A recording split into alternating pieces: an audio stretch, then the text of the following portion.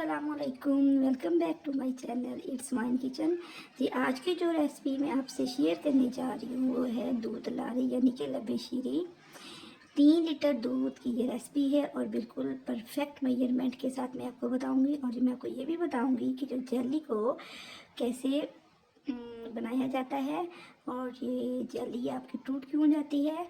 ये सारी जो रीज़न है मैं आपसे शेयर करूँगी। वीडियो को एंड तक देखिएगा।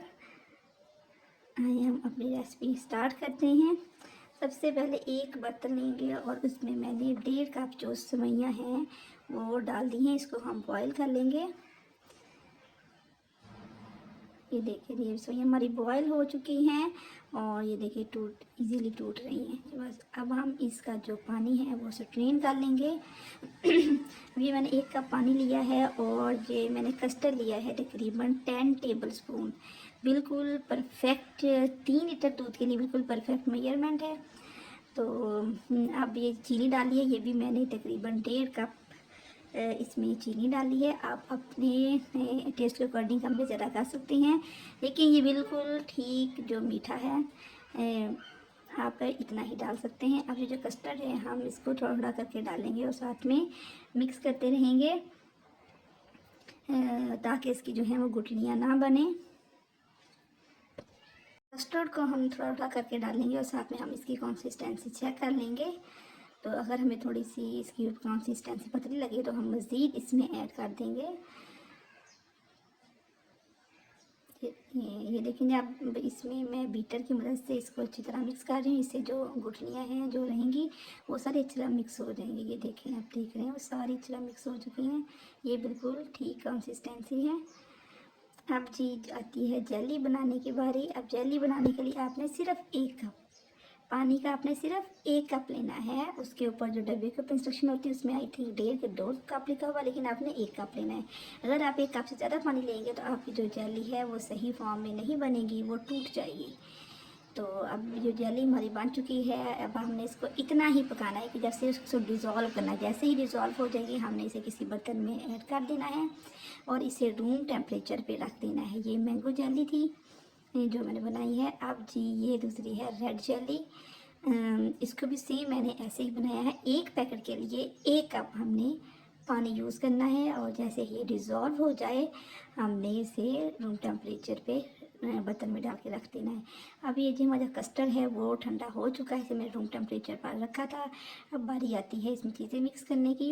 अब ये जो सेवइयाँ हमने बॉयल करके रखी थी इसको इस्तेमाल करने से पहले मैंने इसको एक दफ़ा पानी में से गुजार लिया था।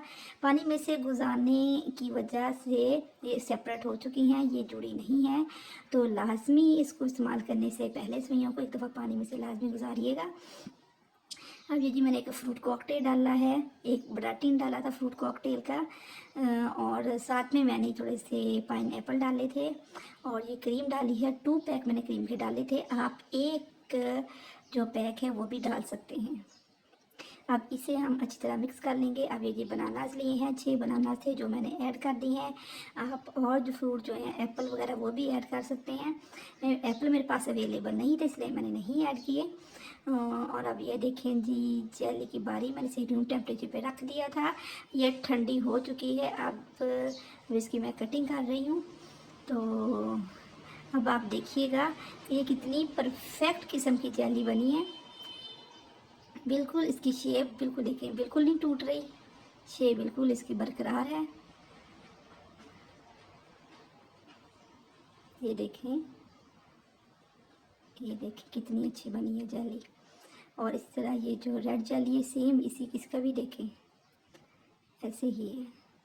बस हम थोड़ा सा पानी ज़्यादा डाल देते हैं, उससे जो जेली है अपने फॉर्म जो है वो बरकरार नहीं रख सकती। अंदर से आपने सिर्फ 1 कप पानी लेना है। ये देखें इतनी अच्छी जेली बनी है। अब हम जो जेली है इसमें ऐड कर देंगे।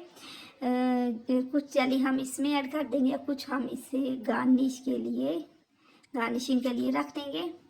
ये रेड जेली ऐड की है। अब ये जी मैंगो जेली है ये मैंने ऐड कर दी। आप कोई भी अपनी पसंद की कोई भी जेली ले सकते हैं, ग्रीन जेली भी ले सकते हैं। अब हम इसे अच्छी तरह मिक्स कर देंगे।